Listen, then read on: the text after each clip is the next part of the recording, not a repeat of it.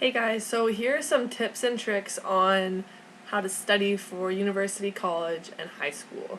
I'm in university, but these can help you with tests for any school level, I think. So, just a disclaimer, I'm not saying that these tips are the best thing to do, the right thing to do. I'm not trying to, you know, boost my ego by telling you guys how I get straight A's.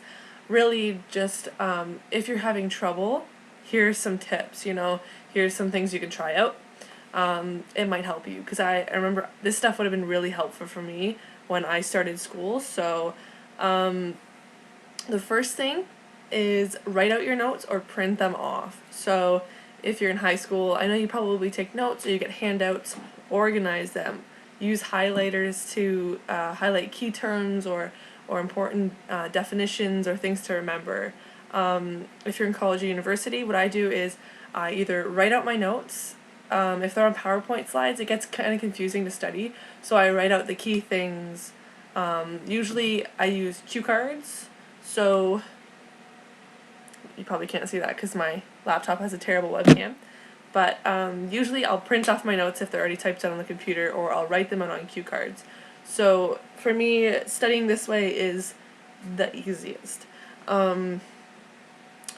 Another thing I do is I try to read out loud or move around while I'm studying. So if you get really bored easily, I know if you're studying for exams, you'll be studying for like 3 hours at a time, more obviously. It's boring, that's obvious. So what I like to do is I like to read out loud. So if you find that you're not really taking in what you're reading, start reading out loud so you can hear it for yourself. If you're sitting around for too long, I know if you're living with people or if you're living in residence or a dorm, it's difficult to do this, but you can get up and walk around. So just carry your cue cards around, walk around your room or the house, and read to yourself. So you don't have to read out loud at first. Usually I'll start reading for an exam like a week ahead. I'll start studying for that exam if I don't have more time than that. But in the beginning, when I first read through my notes, I might just read in my head, right? Just go through them a couple times. And then, after a day or so of doing that, I'll start reading it out loud to myself. Once I know I'm starting to remember most of the things, I'll try and test myself by reading it out loud, looking at the cue card, and then reading it back out loud. Or highlighting the titles. So you just read the title, and then you say out loud, the definition of dog is this, kind of thing. So that helps me. I know some people fall asleep while they're studying. That happens to me all the time. So I get up and I walk around. I find if I walk around with my notes, obviously it's hard if you're studying off a computer, but if you print your notes out, you can go anywhere you want. So you find somewhere comfortable, somewhere where you won't fall asleep. Like studying on your bed isn't probably the best idea, or at least not for me. I fall asleep all the time. So reading out loud, walking around while you're studying, to keep yourself alert and awake.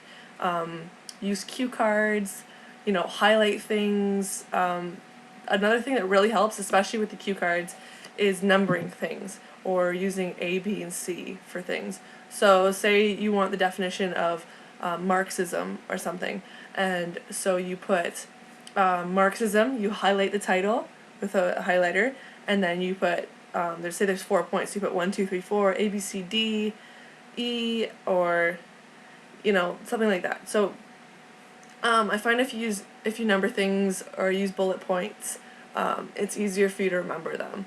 Other things you can do, they probably told you this in elementary school and high school, is you can use abbreviations. So you could take the first letter of each word in the definition and make a word out of it. So maybe it spells dork or something. So when you get in the exam, you're like, what was that word? And then once you remember the word, the abbreviation, then you can go, well, the first letter means, distance or something. But that really helps me. So if you just have a huge list of things, it's difficult. But if you break it up into numbered points, so the definition, and then you have 5 points, and you number them. So when you read the title and you're like, oh, well, there's 5 points, and the 5 points are, so it's easier to remember that way. So try numbering things on your cue cards, highlighting the titles. Just use titles, use subtitles, things like that, and numbering.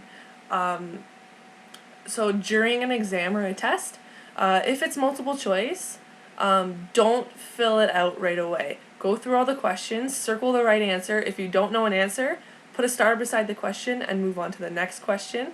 You can come back to it. So say you have a 3-hour exam, you go through all of the multiple choice questions first, and you circle all the answers you know, you star the ones you don't know, and then you go back through it again. Once you figure you have all the answers done, or to your best ability, then you can go on to the Scantron. Usually they give you a Scantron where you fill in the little bubbles with a pencil.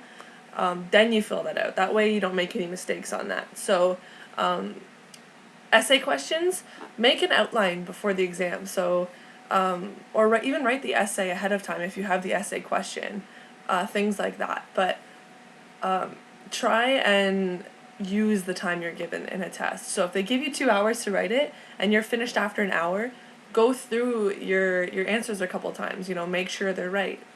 Yeah, so go through your answers a couple times, review what you wrote down, just make sure everything's right, and then leave. Try and use the time you're given.